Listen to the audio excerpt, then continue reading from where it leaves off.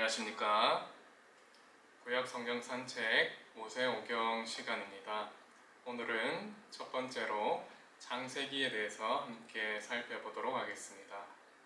여러분, 구속사적 성경 읽기라는 말을 들어보신 적이 있으실 겁니다. 여러분, 그렇다면 구속사란 무엇일까요?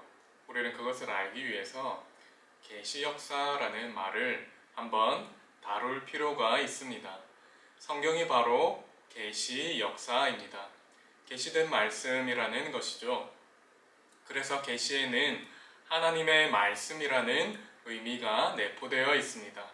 성경의 각 권들은 각각의 저자가 있지만 전체가 하나님이 제1의 저자가 되심을 잘 알고 계실 겁니다. 즉, 계시 전체가 한 저자이기 때문에 성경은 한 목적 그리고 한 주제를 가지고 있는 것이 됩니다. 그 다음으로 역사라는 말을 살펴볼 때 성경은 역사적인 책이라는 것을 알 수가 있습니다. 하나님은 특별히 그분의 일하심, 그분의 역사하심을 통해서 자신이 어떤 분이신지를 보여주십니다. 그리고 기록된 역사는 단지 역사적인 사실, 그 정보에 대해서만 전달하고 알려주기 위한 것이 아니라는 것입니다. 이 역사는 하나님께서 세상을 구원하시는, 세상을 구속하시는 역사입니다.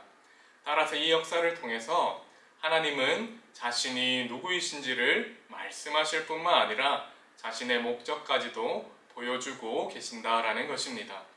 여러분, 그래서 성경이 계시 역사라고 할 때 그것은 흩어져 있는 단편적인 사건들의 집합체가 아니라 연결되어 있고 계속해서 진전하는 역사라는 것입니다. 계시는 최초의 인간에게 주신 그 복음으로부터 시작해서 완성을 향해 나아가고 있으며 예수님이 오셔서 이 역사를 이루심으로 그 절정에 달하게 되는 것을 보게 됩니다. 여러분, 그래서 계시 역사의 중심에는 누가 있습니까? 예수 그리스도께서 계신 것입니다. 구약 성경은 오실 예수 그리스도를 향해 나아가고 있고, 신약 성경은 오신 예수님을 돌아보고 앞으로 다시 오실 예수님을 바라보는 것입니다. 그래서 계시 역사로서의 하나님의 말씀 가운데 가장 부각되는 주제는 무엇일까요? 다른 것도 있겠지만 가장 부각되는 그 주제는 하나님의 나라, 하나님의 나라가 어떻게 완성되어 가는가에 대한 그 과정들을 일관성 있게 진전하고 있다라는 것입니다. 완성을 향해서 계속해서 나아가는 이 과정을 구속의 과정이라고 할 수가 있는 것입니다. 여러분, 그래서 계시 역사의 완성을 향해서 나아가는 것, 이것이 바로 종말을 향해 나아가는 것이며, 이 마지막 종말이 올 때, 즉 하나님의 나라, 그 완성된 하나님의 나라를 보게 되는 것입니다. 따라서 하나님의 이 나라가 완성을 향해 나아가는 과정들을 기록한 계시 역사를 우리는 구속사, 구원 역사라고 부를 수가 있는 것입니다. 이런 하나님 나라의 구속사적인 관점을 가지고 창세기를 주의 깊게 읽어 나아가면 하나님 나라의 시작과 그 과정에 대해 살펴보는 유익한 시간이 될 것입니다.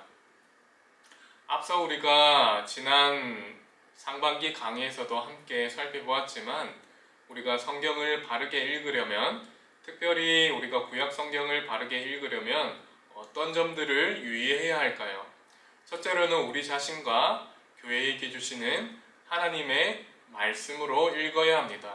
그저 호기심이나 학문적인 탐구에 의해서 내가 이 성경을 읽겠다라는 자세가 아니라 이 말씀 자체가 하나님의 계시의 말씀이다라는 것을 우리가 인정하고 믿음으로써 받아들이며 말씀을 읽는 자세가 필요합니다. 그리고 성경을 기록한 저자의 의도대로 성경을 읽어야 합니다.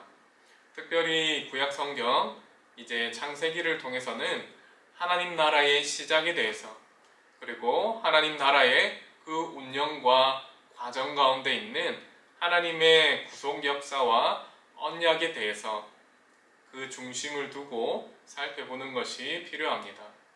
특별히 우리가 구약 성경을 읽을 때에는 신약 성경의 관점에서도 읽어 나아가는 것이 필요합니다.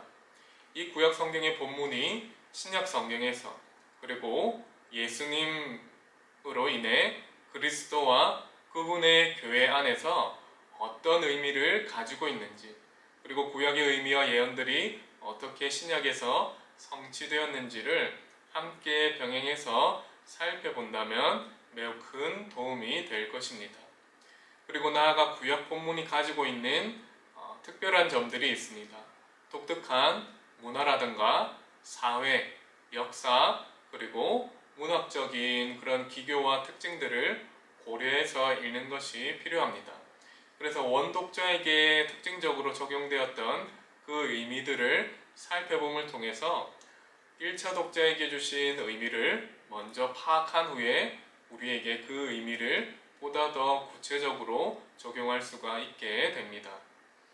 나아가 각 본문을 통해 우리가 말씀을 묵상할 때 그 본문이 속한 그 문단뿐만 아니라 장, 그리고 전체 책을 넘어서 구약 성경 전체 문맥 속에서 이 말씀이 어떤 위치를 가지고 있고 어떤 의미를 지니는지를 염두하면서 읽어 나아가는 것이 필요합니다. 이제 창세기를 시작할 텐데요. 이 창세기라는 말은 히브리어 명칭으로는 창세기 1장 1절에 처음 등장하는 단어인 베레시트라는 태초에라는 단어입니다. 그리고 한글로 번역된 이 창세기라는 말은 성경이 여러 가지 번역본으로 번역되었을 때 70인 역본인 게네세우스라는 말에서 유래가 되었는데요. 이 게네세우스라는 단어는 근원 또는 계보, 생성이라는 뜻을 가지고 있습니다. 이 게네세우스가 영어로 제네레이션으로 번역이 되었고 거기서 제네시스가 나오게 되었습니다. 한글 성경이 이 영어에서 번역을 해서 창세기라고 그 명칭을 붙이게 된 것입니다. 즉, 이 모든 단어들의 의미를 종합적으로 살펴보면 시작이라는 의미를 가지고 있는 것을 보게 됩니다. 그래서 창세기에는 하나님 나라로서의 그 시작을 보여주고 동시에 죄와 인간 세속나라의 시작을 보여줍니다. 더불어서 인류를 위한 하나님의 구속 역사의 시작과 언약의 시작 등이 이 창세기에 담겨 있다라고 할 수가 있겠습니다. 하나님의 나라가 출발했습니다. 그러나 인간의 범죄와 그로 인한 세상의 타락으로 인해서 그 하나님의 나라가 일그러지고 훼손되는 모습을 보게 됩니다. 창세기에 등장하는 바벨성과 바벨탑이 바로 그러한 인간 나라의 전형을 보여주고 있는 것입니다. 이런 상황 가운데 하나님께서는 아브라함을 부르시고 다시 하나님의 나라를 건설하시겠다라는 것을 약속하시고 언약을 맺으십니다. 여러분, 그 이후의 역사들을 통해서 이 언약이 하나님의 역사가 어떻게 펼쳐져 가는지를 보여주시는 것이 창세기의 내용입니다. 창세기에 등장하는 이 세상의 역사, 그리고 이스라엘 족장들의 역사는 이스라엘과 그 이후로 다가오는 믿음의 후손들이 반드시 묵상해야 할 하나님의 은혜, 그리고 하나님의 신실하심이 담겨 있고 하나님께서 주시는 복과 축복의 통로 등 하나님께 나아가야 할 믿음의 자세라는 등의 중요한 주제를 담고 있는 것을 보게 됩니다. 나아가서 하나님 나라를 살아가고 있는 오늘 그리스도인들의 삶 가운데에도 적용할 수 있는 교훈들을 제공하고 있는 것을 보게 됩니다. 이 창세기의 구조를 우리가 살펴보더라도 확연하게 알 수 있는 것이 바로 하나님의 나라라는 그 관점을 통해 하나님께서 그 역사를 전개하고 계신다라는 것을 보게 됩니다. 즉 여러분, 창세기가 보여주고 있는 두 가지 창조의 모습은 하나님 나라로서의 첫 번째 천지 창조의 모습, 그리고 나머지 하나는 이제 아브라함의 언약을 통해 하나님 나라가 재창조된다라는 것을 보여주고 있습니다. 우리가 이런 구조를 기억하면서 창세기의 내용들을 함께 살펴보면 좋을 것 같습니다. 우리가 창세기 1장부터 창세기 2장 초반부까지는 하나님 나라로서 그 세상의 창조를 선언하고 계신 것을 보게 됩니다. 그리고 창세기 2장의 나머지 부분은 천지 창조 이후에 에덴 동산에서 시작된 최초의 인간 가족인 아담 가족의 이야기를 소개하고 있습니다. 왕이신 하나님의 명령으로 창조된 이 세계는 하나님 나라로서의 구조를 갖추고 있습니다. 창조의 질서는 하나님과 인간 그리고 세계와의 관계 속에서 나타나고 있으며, 이런 질서가 있을 때 바로 그 세상이 창세기 1장 31절에 하나님께서 말씀하셨던 보시기에 심히 좋았더라 라는 하나님 나라의 그 질서 있는 상태가 되는 것입니다. 하나님은 인간을 자신의 형상으로 창조하셨습니다. 그리고 대리 통치자로서 이 세상을 하나님의 뜻대로 돌보고 다스리라는 소명을 주셨습니다. 그리고 그것을 감당하는 데 필요한 모든 것들을 공급하시고 복을 허락하여 주셨습니다. 인간은 이제 그 사명을 감당하는 가운데 하나님의 하나님 되심, 그리고 하나님의 창조의 목적을 더욱 깨달아가게 되는 것이 하나님의 뜻이었습니다. 이런 사명의 과정 가운데에서 하나님의 나라는 완성되어져 가고 인간은 하나님 안에서 창조의 질서를 누리고 하나님의 복을 누릴 수 있게 되는 것입니다. 여러분, 그래서 우리는 창세기에 나타나 있는 하나님의 안식을 바라볼 때 이것이 피조물 전체에 역사하는 하나님의 안식, 하나님의 안식에 모든 피조물들이 참여하게 되는 것임을 기억해야 합니다. 이 창세기 2장의 안식에서 하나님은 그날을 복주고 거룩하게 하셨다라고 말씀하고 있습니다. 그러나 하나님은 복의 근원이시기 때문에 자신이 복을 받을 필요가 없습니다. 자신이 거룩하신 분이시기 때문에 그날을 거룩하게 할 필요도 없는 것입니다. 그러므로 하나님께서 창세기 2장에서 복주고 거룩하게 하신 그 안식은 모든 피조물에게도 하나님의 안식을 함께 누리도록 허락해 주셨다는 것을 확인할 수 있는 부분입니다. 특별히 우리가 출애굽기 20장 10절을 보면 하나님께서 제7일은 하나님 여호와의 안식일인즉 너희도 쉬라 라고 말씀하시면서 모든 피조물들이 하나님 안에서 그 안식을 누리라고 말씀하시는 것을 보게 됩니다. 우리가 신약 성경에서 예수님의 사역을 볼 때에 예수님께서 마가복음 2장 27절에서 안식일의 주인은 하나님이시다 라고 말씀하시면서 이 안식일의 주인이 하나님이시며 하나님께서 이 안식을 사람과 모든 피조물들에게 베풀어 주신다라는 것을 보게 되는 것입니다. 특별히 우리는 이 하나님의 안식에 들어가야 할 존재들입니다.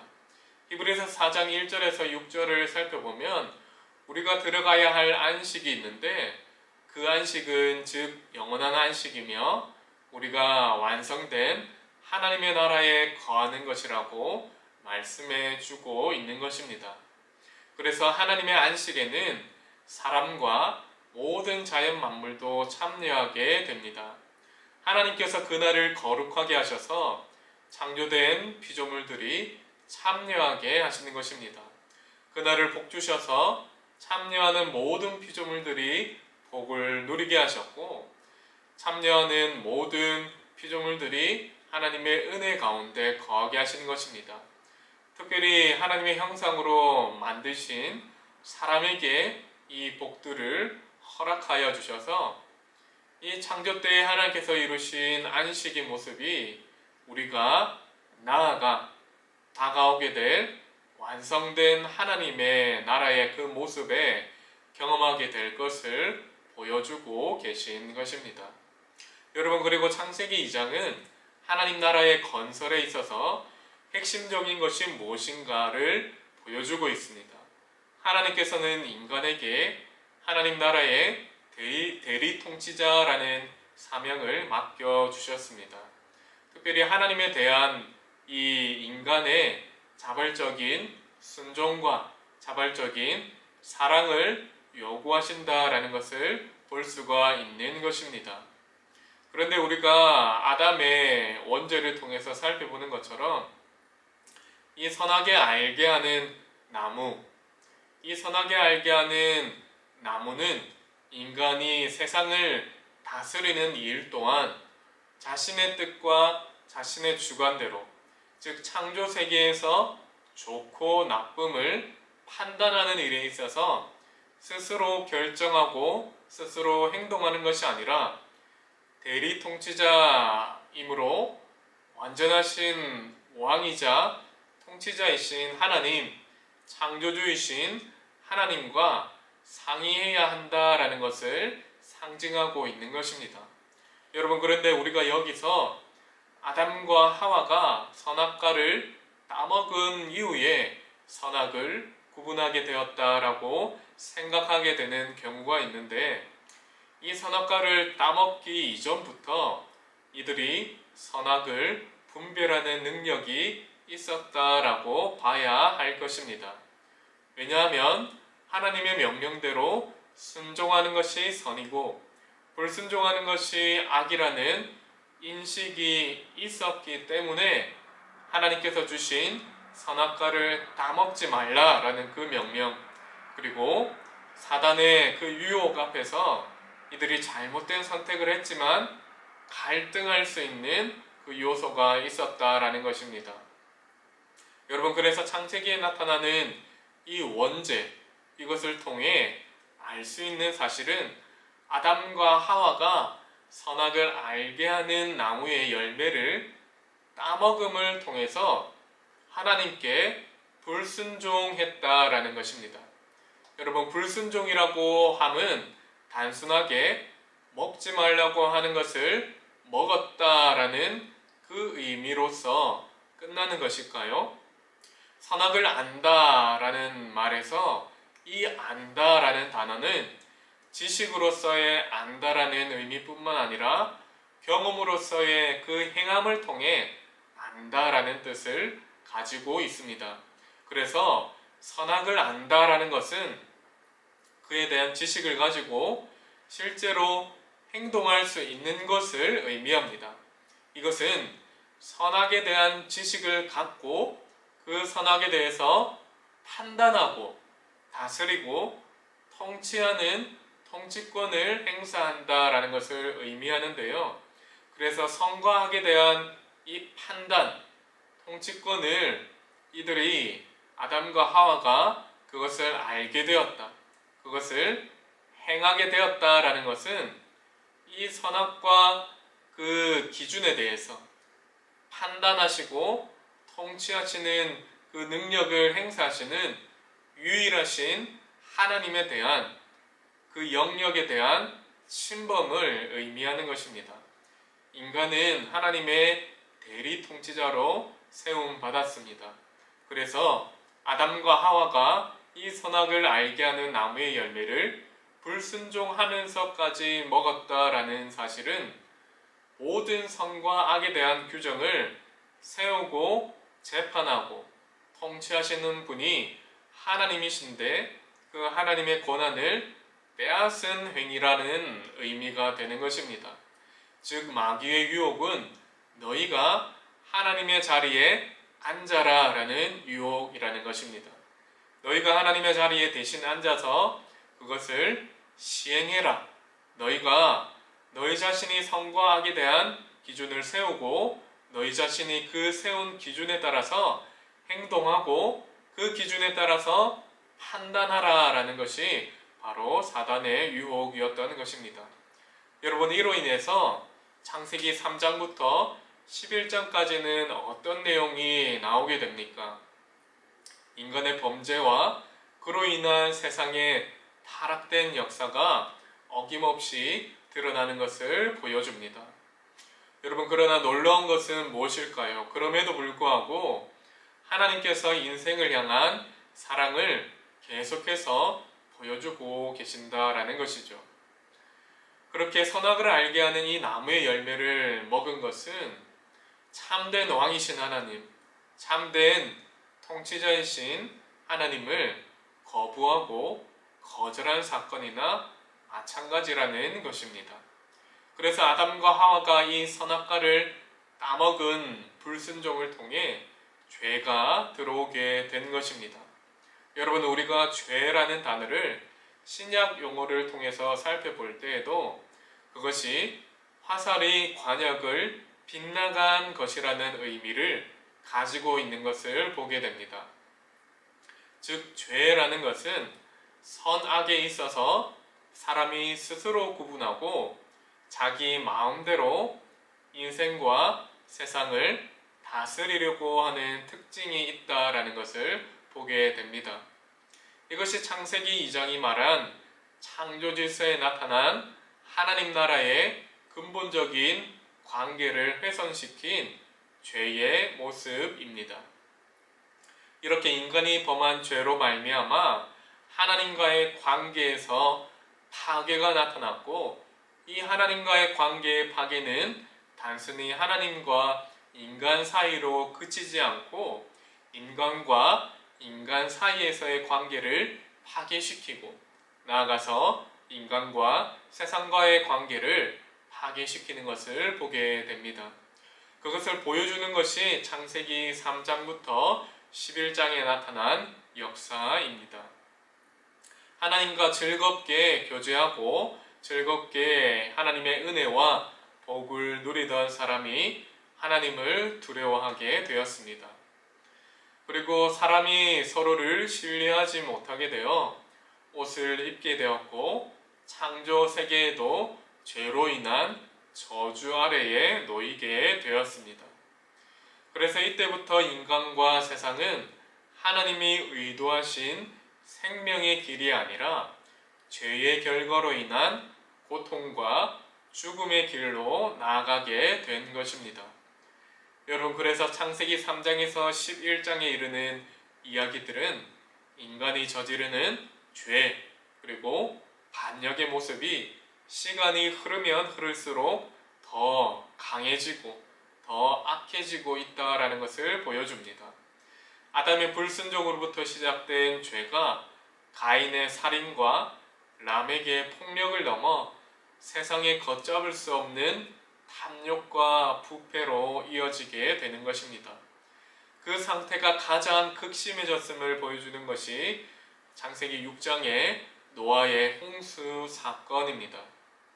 이 노아의 홍수 사건을 통해 세상에 가득 찬 죄를 심판하시는 하나님의 심판을 보여주지만, 동시에 이 사건을 통해 하나님을 경외하는 사람을 통해 구원을 보여주시는 하나님의 구원 역사를 보게 됩니다. 하나님께서는 인간의 연약한 그리고 계속되는 죄성에도 불구하고 이 노아와의 언약을 통해 세상을 다시 새롭게 시작하시고 마지막 날까지 보존하시겠다라는 약속을 창세기 9장을 통해 보여주고 계십니다. 이제 창세기 10장은 노아를 통해 새롭게 시작된 인류가 다시금 하나님의 은혜와 복 안에서 시작되는 그 모습들을 보여주지만, 11장에 와서는 다시 홍수 이후에 타락한 세상의 모습으로 바뀌어버린 그 모습들을 보여주고 있습니다.